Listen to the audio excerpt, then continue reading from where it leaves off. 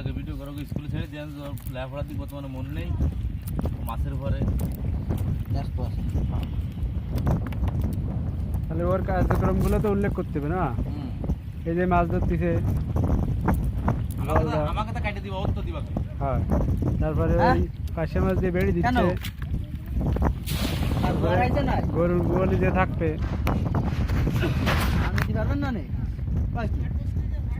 পানি না সরা তো বন্ধ করা যাবে না, ঠেলে নিয়ে যান। পানি সরা বন্ধ করা যাবে না, না কি ওজন নাই।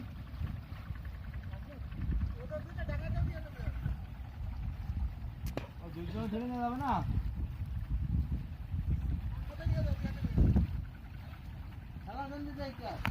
তোমরা যাচ্ছ ভাট আটকা দিয়ে ঠেলবার, যাচ্ছ না আওয়ান চলে যাবে, মানে পানি নি ফুলতে ফুলতে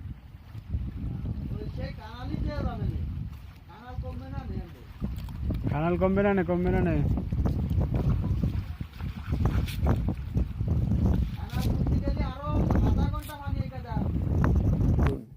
কি স্টাইলে নুরুজ্জামান নুহ জালে খেপ দিলেন। এবার জাল তোলার পালা। কিছুটা তো মাছ এসেছে, দেখা যাক কি মাছ। সামনে এসো। ওয়াও, অনেকগুলো গলদা চিংড়ি, পার্শে মাছ তো দেখা যাচ্ছে, আর ছোট ছোট শ্যালা মাছ। ওয়াও,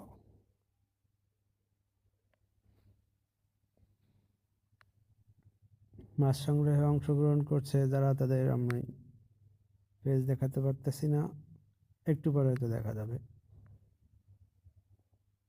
ফারুক আবদুল্লাহ, নুরুজ্জামান, আরও অনেকে।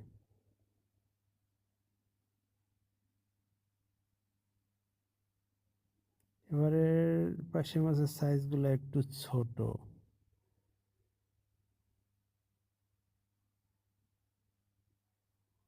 দু একটা বড় মাছ অবশ্য আছে, তারপরও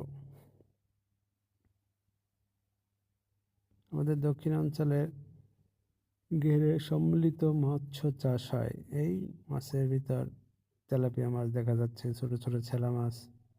এবার আবার পরবর্তী আরেকটা খেপ দেওয়া হলো, দেখা যাবে এবার কতগুলো মাছ। হ্যাঁ, এবার অনেকগুলো মাছ আসছে, মাছে কিলবিল করছে। এই যেন নুরুজ্জামান নুহর উঠাইতেই কষ্ট হচ্ছে। ওই ওই উঠছে। এত বেশি মাছ বাঁধলে কিছু তো পড়েই যায়, তাই পড়ে গেল। দেখা যাচ্ছে বড় একটা তেলাপিয়া, এবার বড় বড় পার্শেও পাচ্ছে, গলদা চিংড়ি পাচ্ছে। এখানে শুধু গলদা চিংড়ি চাষ হয় না, সম্মিলিতভাবে এই চাষ করা হয়। রুই মাছ আছে, পাতাড়ি মাছ থাকে, পার্শে মাছ থাকে। ওসব পাতাড়ি মাছ পার্শে, গলদা, বাগদা ছোট ছোটগুলা ধরে ধরে খেয়ে ফেলে। এই তেলাপিয়াগুলোও খায়।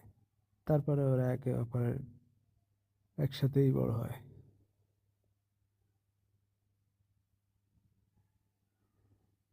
এগুলো অবশ্য অনেকগুলো মাছ বাঁচতে পারে।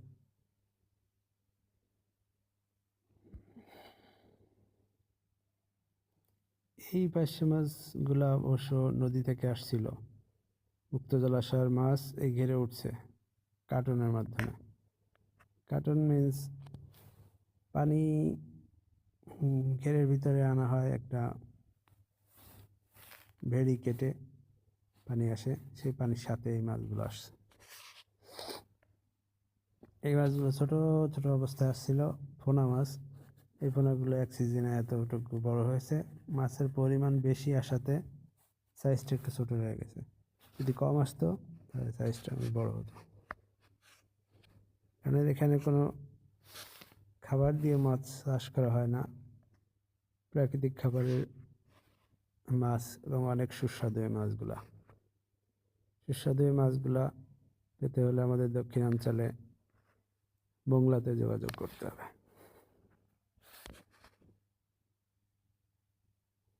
দেখছেন অনেকগুলো মাছ আসছে। এত মাছ একসঙ্গে পাওয়াও কষ্টকর এক খাপে।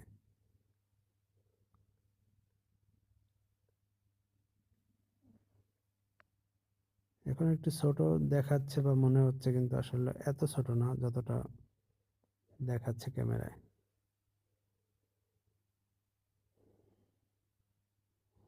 এই মাছগুলো এবার কেজি প্রতি বিক্রি হচ্ছে 150 থেকে 200 টাকা পার্শে মাছের কেজি। মাছের প্রাচুর্য বেশি থাকাতে একটু দাম কম, কিন্তু ঢাকাতে দেখা যাচ্ছে এই মাছেরই দাম 300 থেকে 350, 400 টাকাও আছে।